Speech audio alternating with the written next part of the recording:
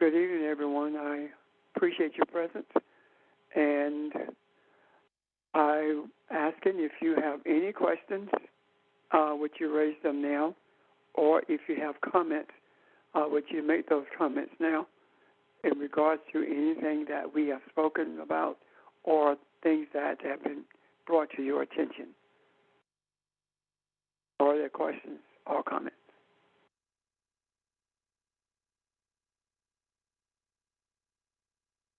Hey, Rev, I have a question. Yes, sir. When God um, when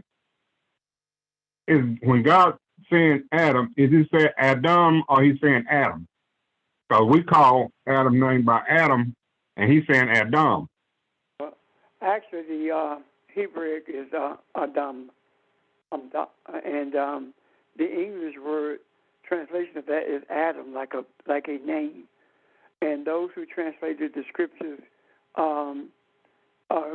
translated it as a proper name as opposed to an entity, a spiritual entity. So they gave made it a physical human as opposed to being a spiritual entity. Okay? Okay, because the way God pronounced his name, it seemed like it's more spiritual than the way the English part of it. No. It's not the way God pronounced it. It's the way it was written in Hebrew. Oh, Hebrew. Okay. In different languages like Arabic, like Aramaic. That was the Hebrew word, but the translators made it a name like Adams, like John Adams, or something like that. Okay. Okay. Now the other thing, the woman, her name was no. I'm talking about that one. Her name was Isha. Which is the Hebrew word for that was made into English name, Eve. That word translates as the mother of all, and also as a fork in the road, which gives more of a clarity to the direction that you travel in. You have a choice in the direction that you travel, and the choice that you have is given to you by feminine energy, and you either follow the righteousness of that energy, or you choose to follow a different pathway.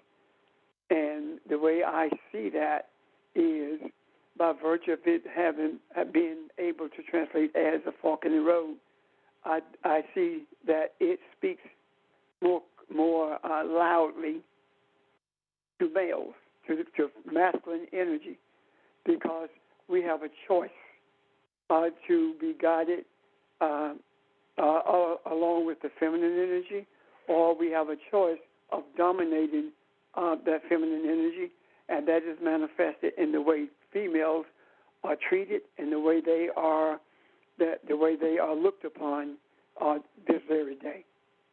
So what we are in the process of doing in order to bring harmony to the earth, we are in the process of changing the mindset when it comes to feminine energy. There are females who think little of themselves as well. So the mindset of how we look upon feminine energy or females, it has to be changed with both females and males. And the reason I say with females is because there are too many females who accept derogatory words thrown at them or names that they are called by. And there are too many males who think that simply because they bring a check home, they own the woman and can tell her what to do, as opposed to being a partner with her. Not realizing that the purpose, one of the purposes of that male is a hunter-gatherer, meaning that a one who provides for the family, and that by no means grants him authority over the family or anything for that matter. Excuse me. So anyway, that's how I see the feminine. Okay. Okay. Now, the other question is, what's your take on this Roe versus Wade? Yeah, we talked about that in depth. What was that on Saturday, I believe, when Nick was shared with us what he had read in reference to the Jewish perspective of abortion. Abortion has always been legal up until very recent history. And Nick shared with us. Nick, are you on? Okay. Nick shared with us the Jewish perspective, and that is from the Jewish perspective, the fetus is an extension of the mother, and it does not receive life until it exits the womb. And according to Jewish law, they have no problem with an abortion. And abortions have been the first known abortions were in Egypt. Abortions in this country were legal. Nobody really paid them any attention until after slavery. They gave a lot of attention to it. And the attention that was given to it was the midwives were delivering children, and this Dr. Horatio, God, I forgot his last name, Storer, said that the doctor should be receiving compensation for doing abortions, for delivering babies, rather than the midwives. And then he said to the AMA, and joined the AMA for the express purpose of propagating this idea of his, along with the idea that abortion should be illegal because of the white race. There were too many black folk being born in relationship to white folks, and we were going to outnumber them at some point. So the purpose for the anti-abortion movement is still the same. It is for the benefit of saving white lives without any care for any other lives. It is an effort to reduce the chances of the browning of America. Okay? Gotcha. Okay. Thank you, sir. I got a question. Thank you. You're welcome. Got a question. Why was the woman called Zion? I don't get it. I don't know. Zion? Yeah. I don't know. Where was that found? I don't know. A lady asked me. I told her I didn't know. I never read that before. At least I don't remember it. But the scripture where she said it didn't say nothing about Zion or no woman. So, but that means she didn't know what she was talking about. Well, evidently. Okay. I mean, you got people who say anything that's in the Bible, so that's why I asked, because I have no recall of that, okay? Okay. All right. Thank you. Anyone else? Or do you have another question, Kathy, I should ask you? Oh, no. Okay. Anyone else? Any more questions or comments?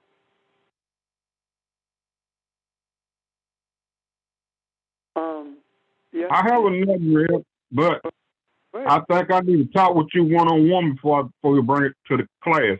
Okay. All right. Call me afterwards, okay? All right. All right. Make sure you write it so you won't forget it, okay? This one I won't forget. Yeah. Anyone else? Any other questions?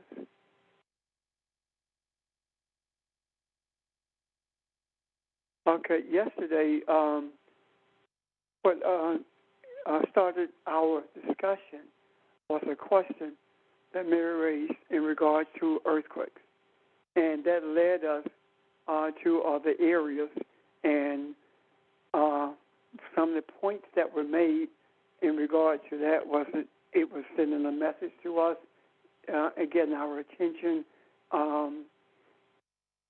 speaking to the end of an era, not the end of mankind, but the end of an era. And we also talked about the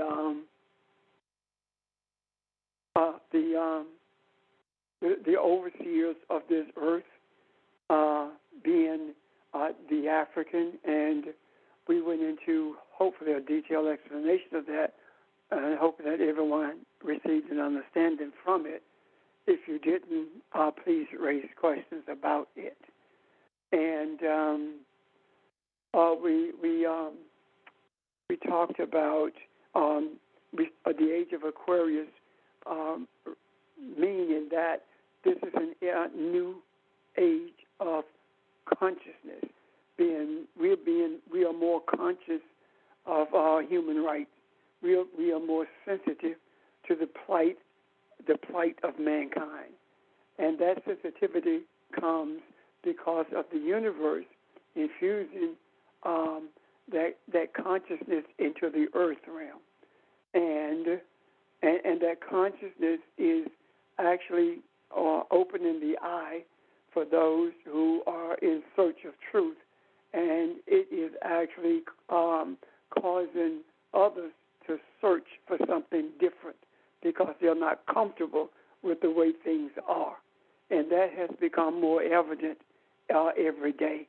And then we see now that one of the things that happened that causes chaos in the country is the ruling of Roe versus Wade. And these things happen for the purpose of awakening segments of people. And it's like there is a segment of people who have been shaken because of the increase in price at grocery stores, gas increase, that kind of thing. There are people who have been shaken because of the Roe versus Wade. There are people who have been shaken because of the lack of gun control. So all of these things are happening, and they awaken as certain groups of people who have taken these issues on and been battling for them.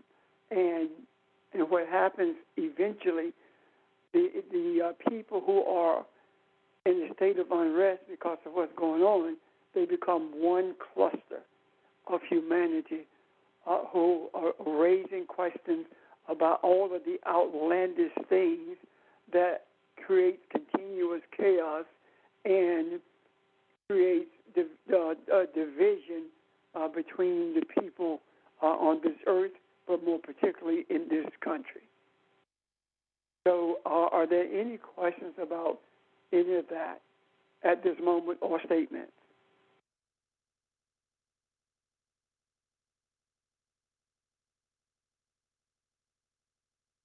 Okay, I will tell you up front that I don't have any particular space, direction to go in today. There are a couple of things that actually have piqued my interest. However, I'm more geared toward a Q&A or open discussion about anything. This is Barbara. Good evening, everyone. I have I don't know if it's a question, but a comment. and it's all related to what we've been talking about in terms of earthquakes and other signs of the times. I mean, there's in in Chile and places like that where it's never that much rain. There's flood and stuff like that. Fires in Australia and other places. And when we're talking about earthquakes and the fact that it seems that there are more and more and more, I have never, in my short time, witnessed so many different things, major things happening, not only in this country but worldwide. And you just named a few, like the abortion issue, like the relaxed gun carry laws, Christian education being paid by tax dollars, voting, the voting rights of individuals not being protected, immigration not being protected, the affirmative action is no longer in place. All of so many other things at one time, consistently, one after the other.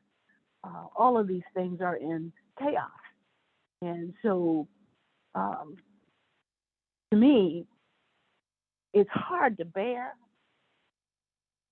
The market is falling. The stock market is falling. It's hard to bear in some sense in terms of the rising prices for some people in stores, et cetera, the rising gas. On the other hand, it's hard to bear in some ways, but it seems to be necessary because if all it, like we talked about yesterday, if all the shaking wasn't going on, as you just said, it would not capture people's attention. But there are so many different things that are going on. I mean, when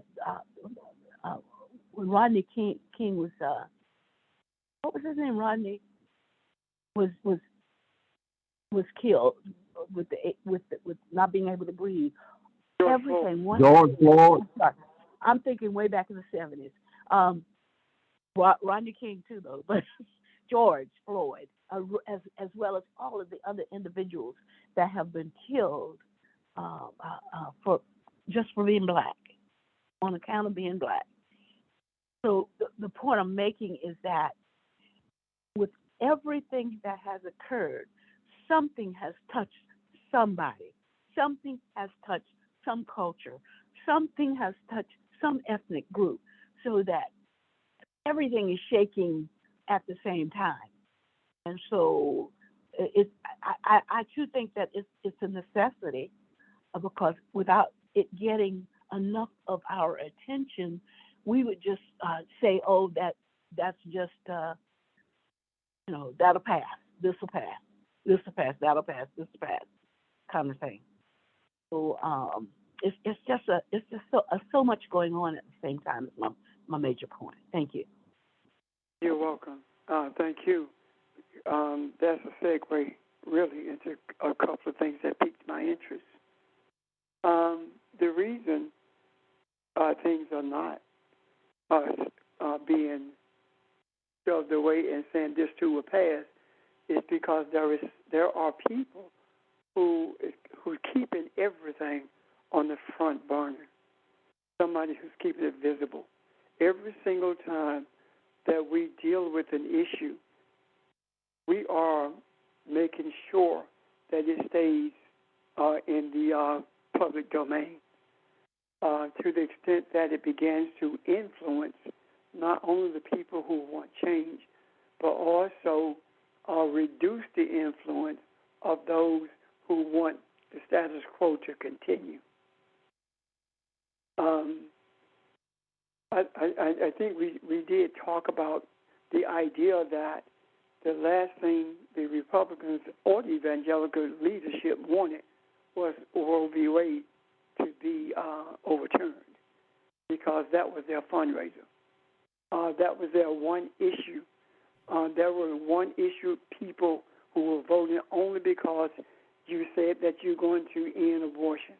And the pastors in the evangelical churches made that issue viable. Not only did they make it viable for themselves, but they made it viable for every other quote-unquote Christian church. And I would tell you that I was one who bought into it until I did my own research and began to understand that was a myth. The objective right now, what we probably are not seeing, the objective is to make this a Christian nation. And that is the worst thing that can happen to any nation or any person.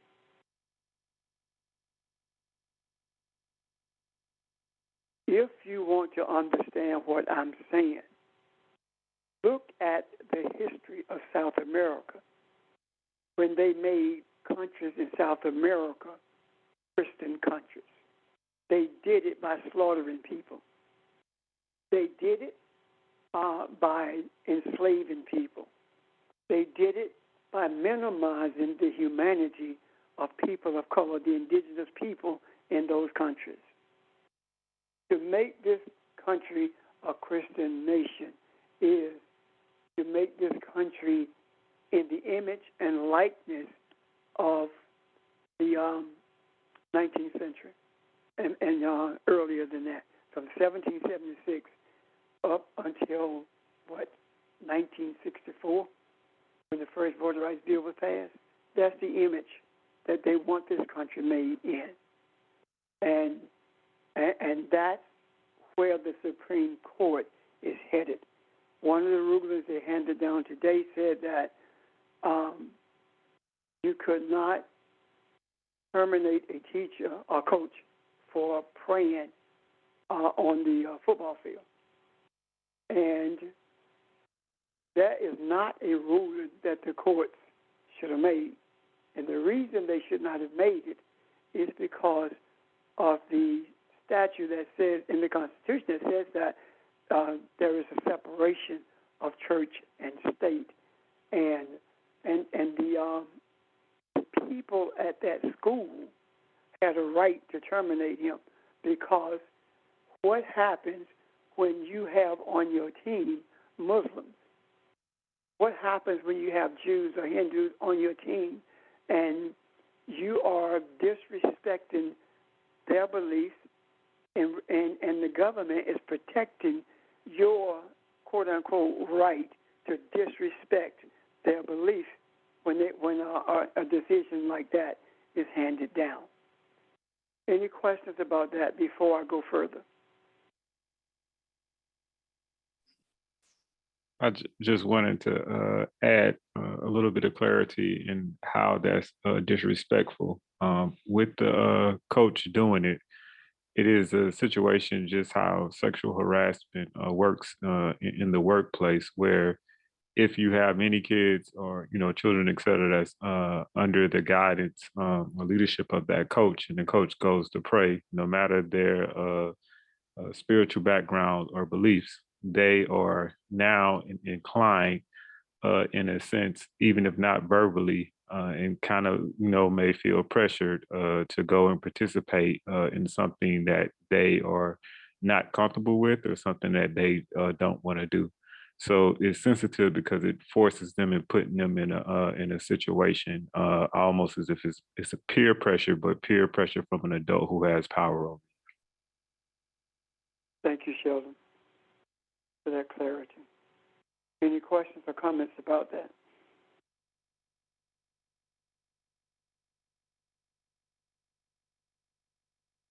Okay, when Barbara talked about the things that are happening that touches everyone one way or the other, or different issues, making it impossible for people to avoid the chaos that's in this country. Everyone has an issue that they want settled. Now that the abortion issue has been taken away from the Republican fundraisers, the question is, what happens now? It appears as though the feminine energy is going to prevail in this country in such a way that will minimize the effects of a Mitch McConnell or Joe Biden, for that matter. That white male dominance is coming to an abrupt end. The thing that piqued my interest today is that I bought a children's book on the 1619 Project, and it talked about us being born on the waters. I don't know if any of you are familiar with it or not, but it was something that piqued my interest, not only born on the water, but also that we come from a people who refused to die. There were those who left Africa who starved themselves to death. Some jumped overboard. Some held their breath until they died. Those who survived all the filth, all of the diseases. They're having to sleep for months in their own urine, their own feces, their own vomit, all of these despicable things, conditions that they had to live through. We come from a people who refused to die. And the way it was described, us being born on the water, is totally different than what it sounds like. Us being born on the water means that, according to 1619 Project writers, means that we were taken from different groups of people. We were taken from different areas of Africa. And we were mixed together with those who spoke other languages, who thought to worship differently, who had different food choices, who had different family structures in terms of structures rather than community structures. All of them were thrown together on a boat. Yep. And on that ship were born a nation of people who refused to die. And that nation of people on that ship were the beginning of Melchizedek in America for the benefit of the world. When that ship docked, that ship unloaded, that nation of people on that ship had no roots anymore. They only had an origin of being African. But they were not tied to any particular group of people anymore. Melchizedek was brought to this country to bring peace, to bring harmony to the earth. Melchizedek was brought into a nation of thieves, of robbers, of debtors, rapists, murderers, for the express purpose of creating an environment of life, global life for the whole of humanity. Being born, that nation born on that ship, are our descendants as well as those, our ancestors, as well as the ancestors who are there on the continent with whom we do not have direct connections in terms of physical connections. Our ancestors on that ship suffered. Our ancestors suffered on this soil. And the suffering that our ancestors endured from that ship, from being stolen, is different than the plight of our ancestors who were not stolen, who were left there, who escaped. And even with that, New Nation, there is an article I read, and it spoke of a ship that came from East Africa to it docked in Savannah. And after they had removed enslaved people from that ship, there were 75 left on that ship, and they were sending them to one of the barrier islands. And those 75 overpowered the captain and the rest of the crew on that ship and threw them overboard into the Atlantic. And when that ship docked, when they ran to the ground at that island, they got off of that ship, led by their chief, singing in the Igbo language, and walked into the Atlantic Ocean in single file behind that chief and drowned rather than be in captivity. However, when the people on that island went into the ocean to retrieve bodies, they only found, I think it was 13 to 14 bodies, wasn't that many? But they do not know what happened to the rest of them. They were nowhere to be found. And of course, they said that was a myth until it was uncovered, evidence was uncovered that spoke to that when it happened. Why am I telling you this? There is no doubt in my mind that the Creator allowed those who were able to hold on to what they knew, not necessarily what they knew in terms of languages, but what they knew in relationship to being one with the earth, what they knew in relationship to being one with ancestors, and gaining the strength to survive from the ancestors. We are descendants of a nation that was formed on the waters, a nation that was born on the Atlantic, a nation that was forged in filth, a nation that was forged because of the need to survive for future generations. And having done that, this nation is now fulfilling its purpose.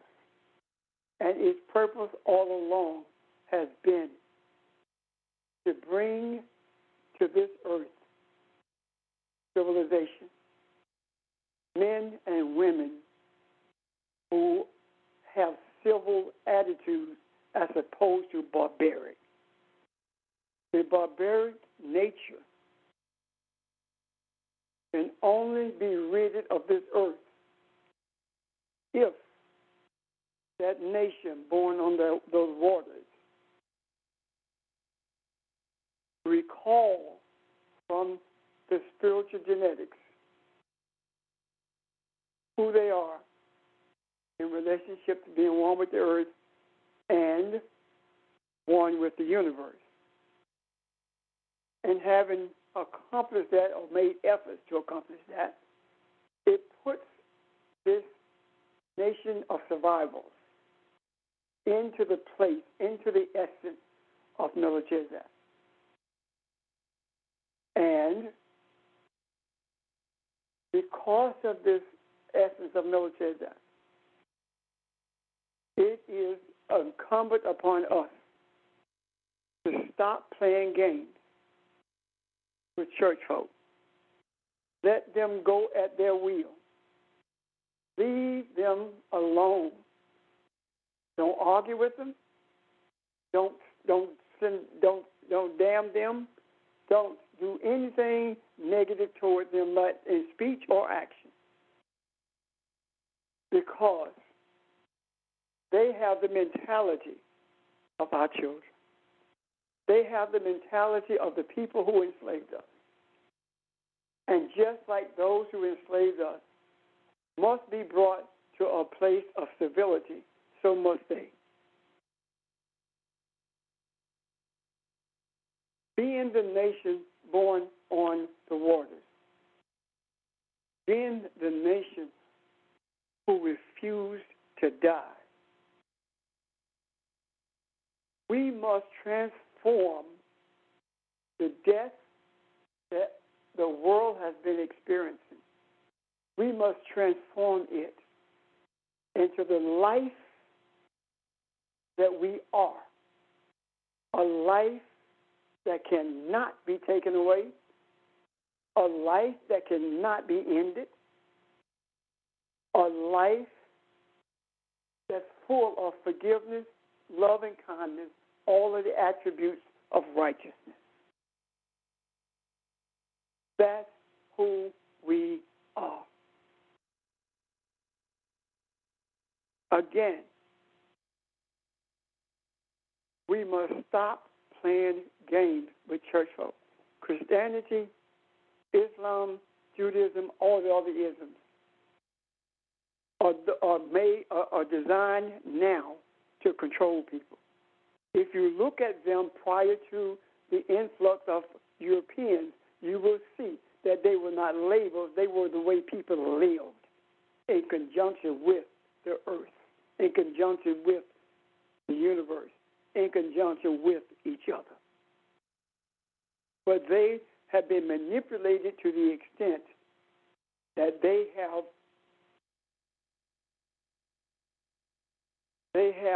indoctrinated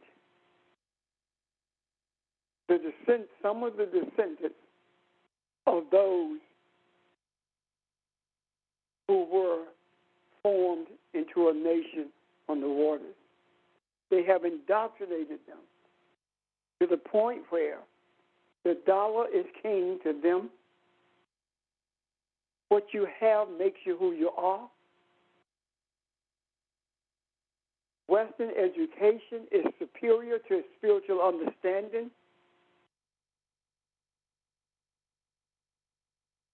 Water baptism separates you from those who have not entered into water baptism, while the reality of it is the only baptism that is real, the African, is spiritual baptism.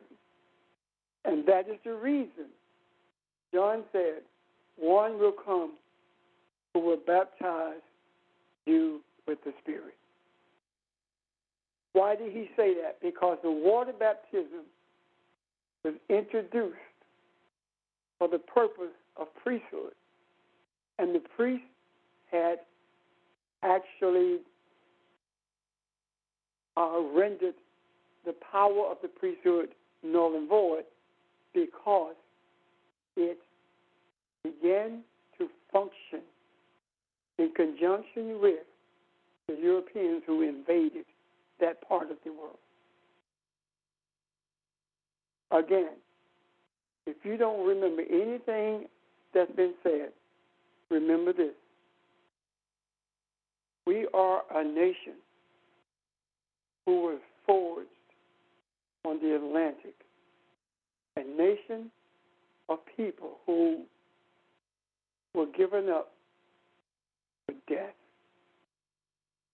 refusing to die, and refusing to take on the violent, brutal attributes of the enslavers. Any questions? Any comment?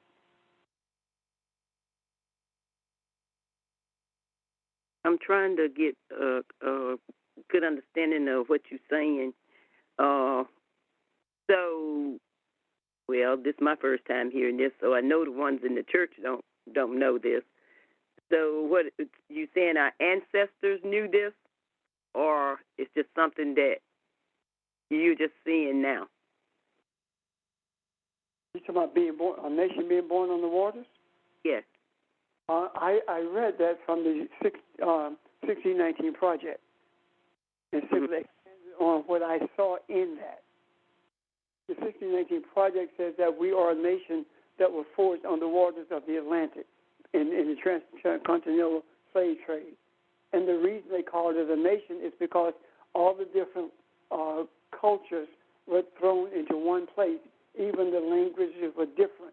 So we became a separate nation within itself because we lost all contact with our original language, our original culture. And we had to develop our own. And in developing our own, we did it by virtue of surviving. And that is what happened is that some of the children who left and the adult females who left, they braided into their hair seeds to be planted when they got wherever they were going. And that's what they did. So the idea, the idea of survival was always present, but it wasn't present with everyone because there were those who would rather die than to be taken to a land that they were unfamiliar with, knowing that they have been stolen by the most barbaric group of people to ever live on this earth. So I'm not talking about a myth. I'm not talking about a group of people who were unaware of what was to come. I'm not talking about that. They were aware. And they did prepare themselves for what was to come. And yes, the thing that's most fascinating to me was that article I read where 75 people walked into the ocean and they could only find a handful of bodies, and all of them were supposedly in the same place. And they don't know what happened to the rest of them. Okay. So, no, and you're right. The church doesn't know this, and even if it did, you would know it because they're not going to say it. And the reason they're not going to say it is because they do not want to upset their masters.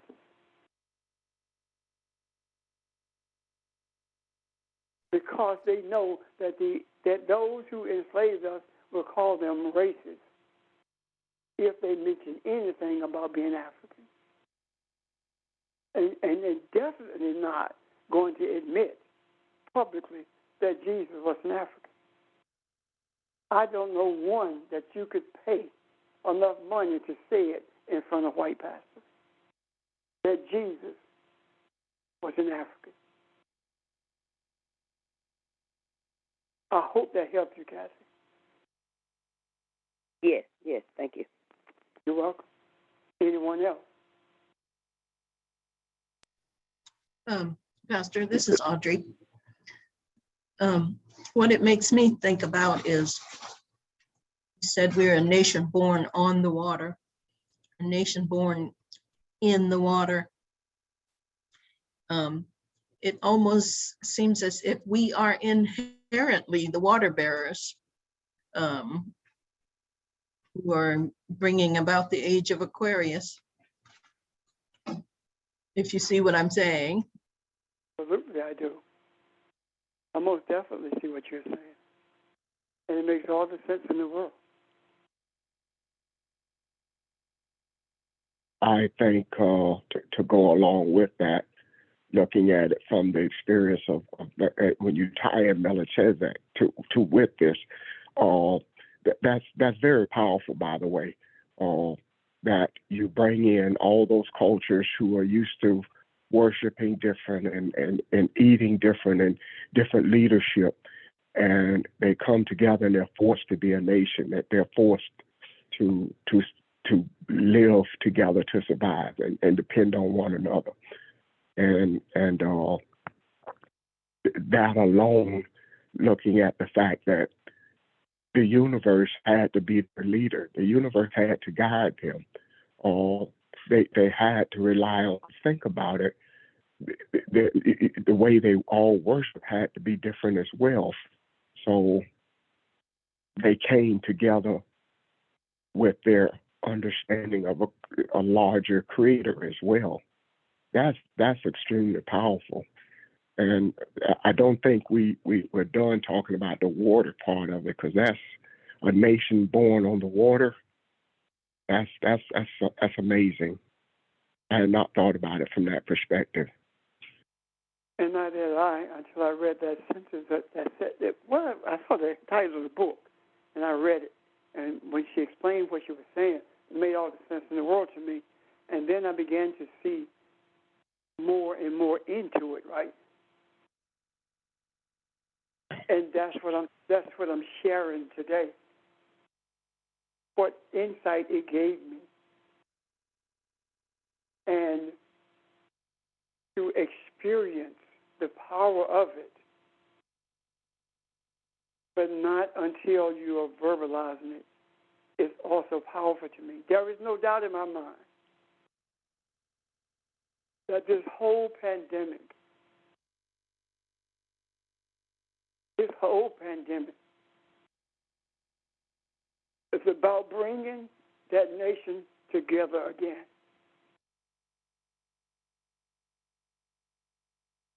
The remnant of that nation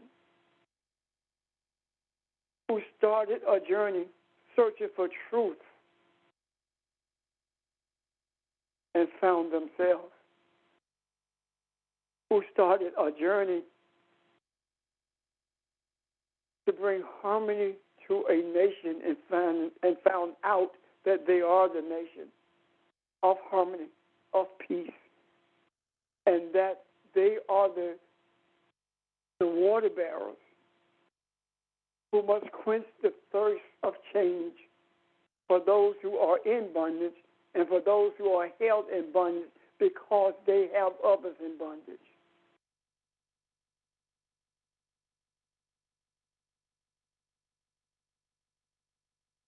Out of all we have taught, all the things that we have thought, all of it comes to this. Knowing who we are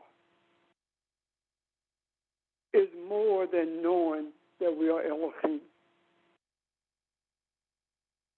We know that everything emanated from Elohim.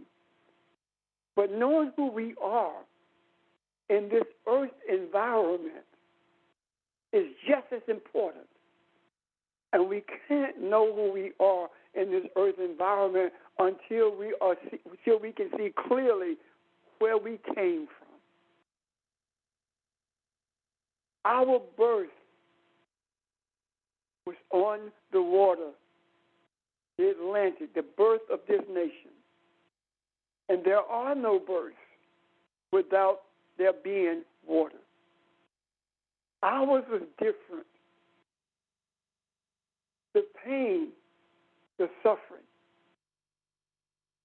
the filthy conditions, all of those things served to strengthen us, to give us the intestinal fortitude to persevere no matter what.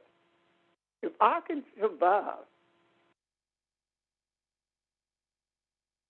3-4 month trip, having to sleep with dead bodies chained to me, decaying, having to sleep in filth, feces, urine, vomit, rotten food, having to do that, and I survived. Why did I survive? There's a purpose for my survival. We survived to become one on this land so that we can make the whole of humanity one. Nothing can destroy us. Having survived that journey, We had to become one force of energy in order for us to get to this land. And being reminded of what we had come through to get to this land, what they did to us. We look back at that and we realize that we survived for a reason. We are kept for a reason. And knowing what we had come through, we knew that we could survive anything. You can kill the body, but you can't kill the spirit and the will to be free. And the will to be free cannot be experienced until the enslaver is free from his evilness.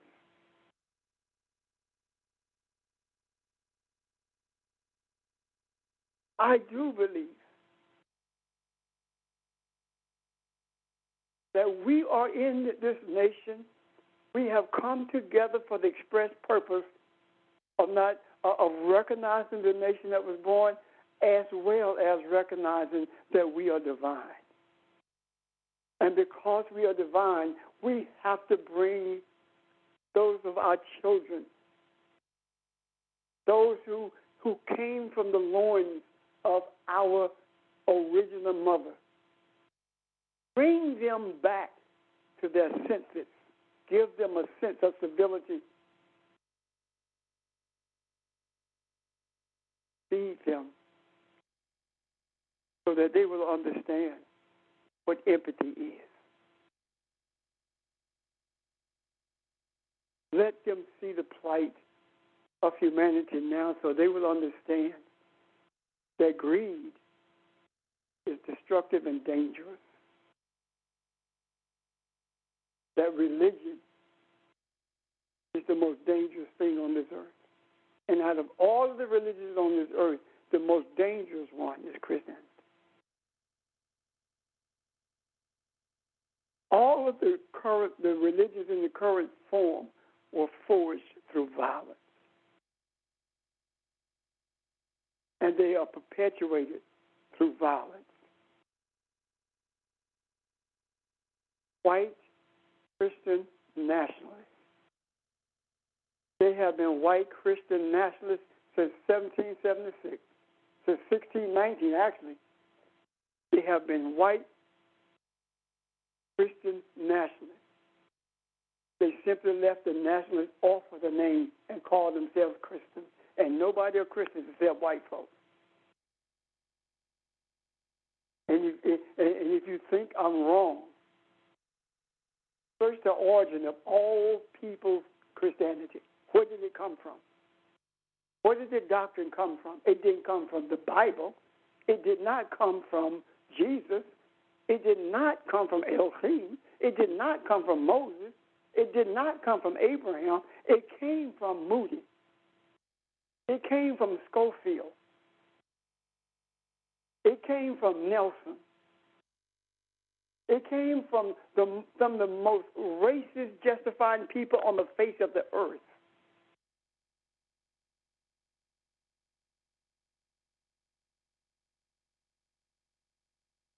It is incumbent upon us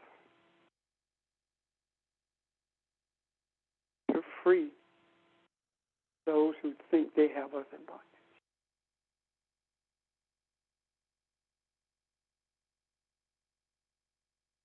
If the Creator is the one who said, I will bring you back to me even if I have to take you across the great river in chains.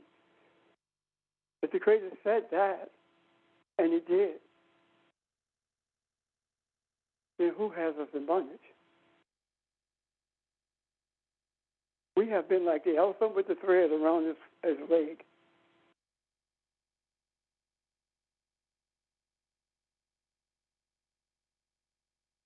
We have been free to do what we are doing so we can free everyone else. Yet we have remained in the bondage of this society. whether it be money, education, possessions, family structures, or lack thereof, whatever it is.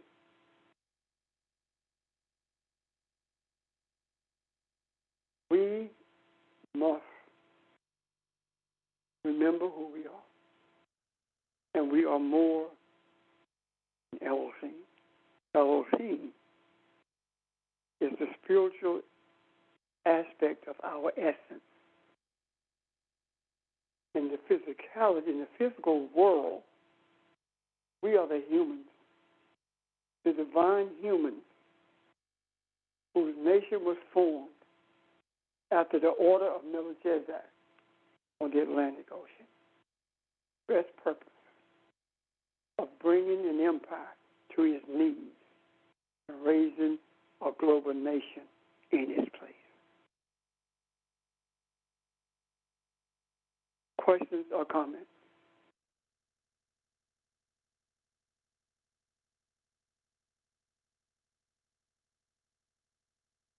I hope that I'm clear tonight. Because what I'm experiencing now is inexplicable. What I am experiencing now is a new era. I think it's proper to say at this point, I believe that being shown the birth of a nation on the water is observed now because of our discussions of the water, but also because of this abortion question. Isn't it something that here we are? And the most chaotic time was when Roe versus Wade was overturned. Something that deals with the womb, something that deals with feminine energy, the disrespect for feminine energy, the disrespect for a female, whether it's by a female or a male, is the most despicable thing that you can do. You're cursing your own life.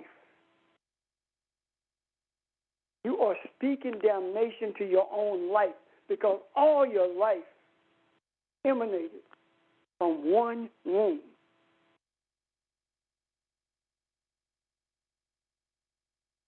This is our opportunity to fulfill everything that we were put here to fulfill.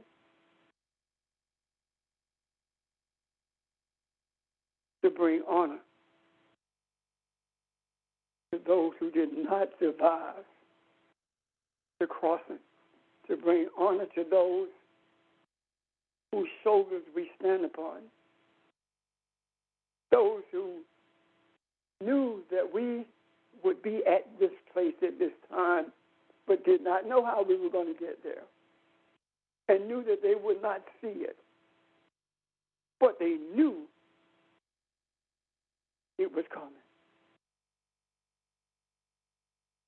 We must honor them.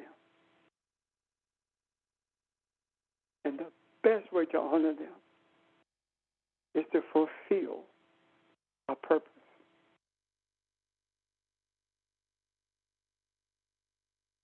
Questions, comments?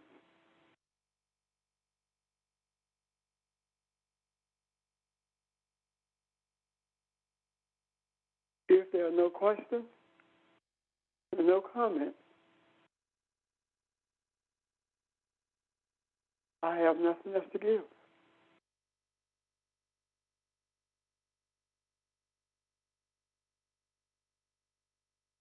Thank you for your presence.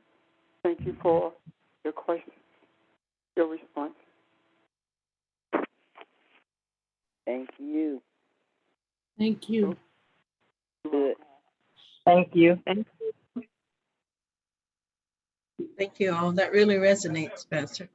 Thank you. Okay.